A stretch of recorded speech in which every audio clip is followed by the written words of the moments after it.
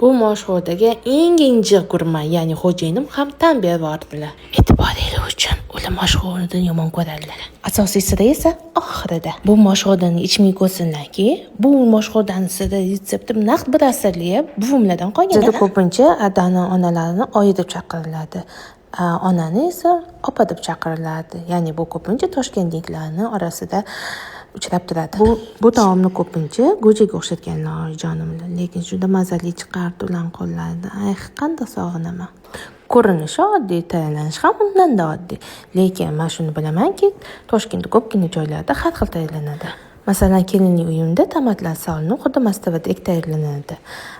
Buvimlarda esa onam tarafda umuman qizil sabzi solishardi bo'ldi edi. Ularda umuman boshqacha mazza bo'lardi. Aytgancha eng asosiysi bu tillarang bo'lib qovurilgan piyoz hamda o'zbegimning sevimli bo'lgan qo'y go'shtidan ishlasangiz bo'ldi. Vassalom.